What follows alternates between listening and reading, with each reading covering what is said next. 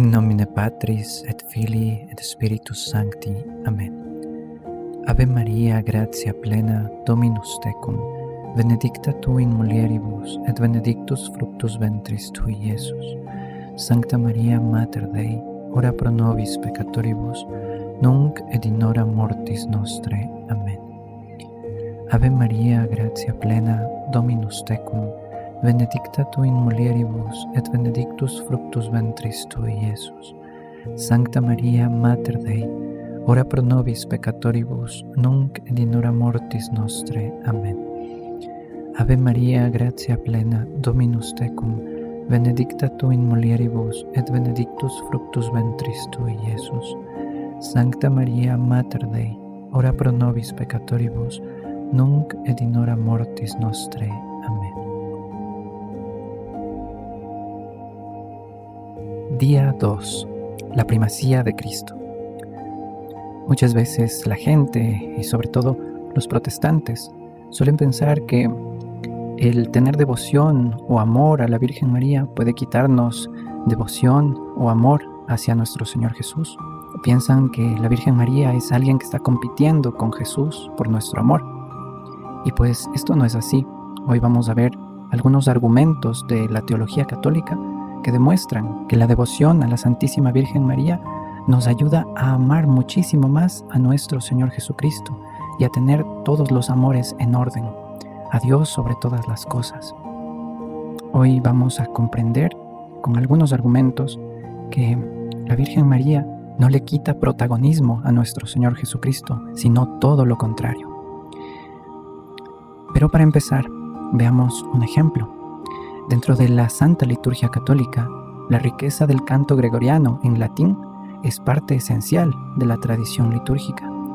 Estos elementos pueden parecer ajenos al principio, pero encierran un valor espiritual invaluable.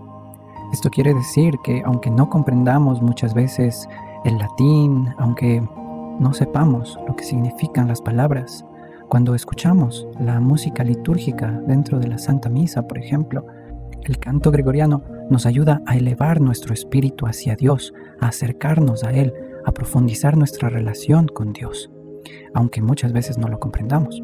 Del mismo modo, la devoción a la Santísima Virgen María, hay muchas cosas que no podemos comprender, muchos misterios sobre ella, sobre su relación con Dios, sobre su lugar privilegiado dentro de la historia de la salvación. Muchas cosas no las podemos comprender, pero la devoción nace de nuestro corazón y se profundiza con el conocimiento y la oración. Es decir, aunque no entendamos, lo podemos vivir nuestra fe, nuestra devoción hacia la Santísima Virgen María y comprobaremos cómo ella va acrecentando nuestro amor hacia Dios.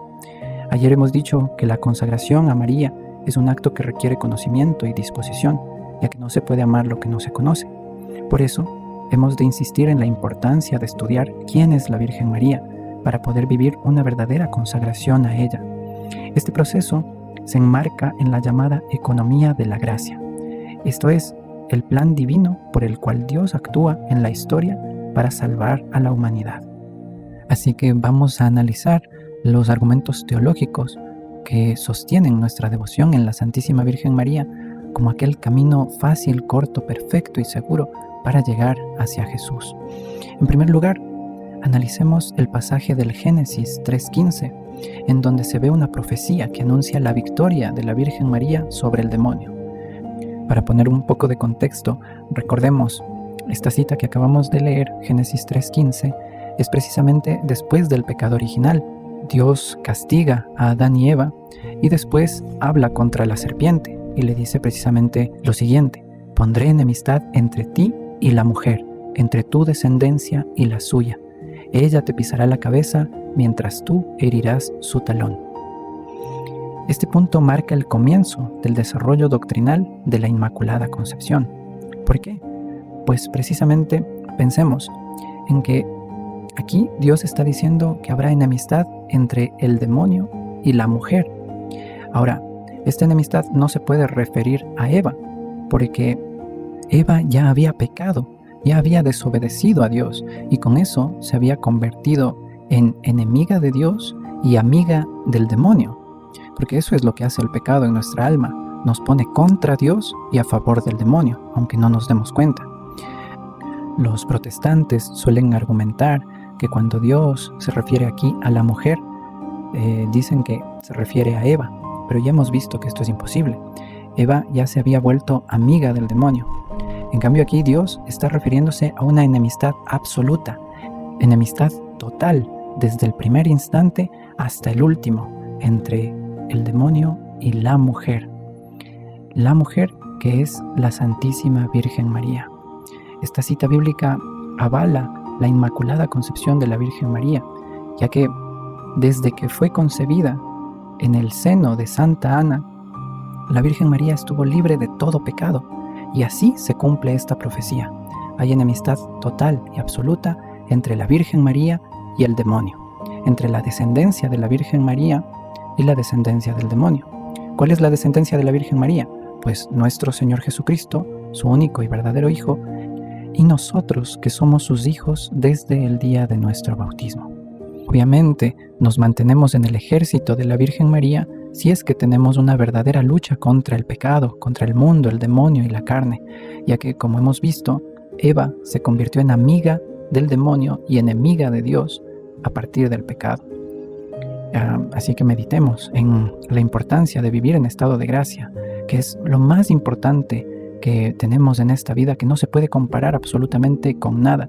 La gracia de Dios en nuestras almas es aún más valiosa que todas las riquezas del universo. La Inmaculada Concepción de la Santísima Virgen María es un dogma que siempre ha sostenido la Iglesia Católica como digno de fe, como absolutamente verdadero. Pero existían distintas posturas teológicas sobre cómo y cuándo María fue preservada del pecado original. Santo Tomás de Aquino sostenía que María fue santificada en el vientre materno, mientras que el beato Duns Scoto defendía que fue preservada desde el primer instante de su concepción, lo que se conoce como redención preventiva. Bueno, en aquel tiempo hubo un gran debate entre los dominicos y los franciscanos. Es un debate que mañana analizaremos con más profundidad. Por ahora, quedémonos con esta idea. Duns Scoto sostenía que Dios, en su omnipotencia, podía aplicar los méritos de Cristo antes del tiempo histórico de la redención. Y eso efectivamente hizo con la Santísima Virgen María. Le aplicó la redención de Cristo en la cruz antes de que la Virgen María fuese concebida, para que fuese preservada de todo pecado, de toda mancha, y así se pudiese convertir en la madre de nuestro Salvador, ya que Él, siendo Dios, el purísimo, el santísimo, la pureza misma encarnada, no podía venir a nosotros, no podía venir al mundo a través de un vientre que estuviese manchado por el pecado. Por eso, démonos cuenta que el creer en la Inmaculada Concepción de la Virgen María nos ayuda a creer y amar aún más la santidad de nuestro Señor, que fue siempre perfecto, siempre santo, y por eso se encarnó en el vientre purísimo de la Virgen María. Por eso, en previsión de la encarnación de nuestro Señor, precisamente fue que Dios Padre aplicó los méritos de la redención a la Virgen María antes de que naciera, antes de su concepción, y así fuese siempre limpia, siempre pura, de toda mancha, y así se cumpliese esa profecía que habíamos meditado antes, de Génesis 3:15. Así se cumplió la enemistad entre la Santísima Virgen María y el demonio, para que a través de ella pudiese venir el Salvador. Imaginémonos, si es que la Virgen María no hubiera existido, nuestro Señor no se hubiera podido encarnar a través de ella. Era preciso que hubiese un vientre puro, un seno purísimo que recibiese a nuestro Señor Jesucristo para que viniese a salvarnos. Pero aquí podrán pensar algunos, claro que Jesús podía venir directamente al mundo sin pasar a través de la Virgen María, pudo tranquilamente encarnarse, porque es todopoderoso, venir simplemente con un cuerpo ya formado y no necesitar de la Virgen María. Pero el hecho es que Dios quiso necesitar de la Virgen María, sin necesitarla verdaderamente, porque obviamente es todopoderoso, quiso necesitarla y usó ese camino para venir a nosotros. Por eso, la Virgen María es el camino que nosotros elegimos para ir hacia Dios, porque es precisamente el camino que Él ha elegido para venir hacia nosotros. Ahora, hagámonos una pregunta clave. ¿Habría venido Cristo al mundo si Adán no hubiera pecado? En la historia de la Iglesia, algunos han respondido que no, mientras que otros han afirmado que sí. Nosotros pensemos en que la encarnación fue el primer pensamiento de Dios desde toda la eternidad. Es decir, que Cristo es el centro de toda la creación. Cristo no es solamente una reacción al pecado, sino que Cristo es el culmen del plan divino del amor.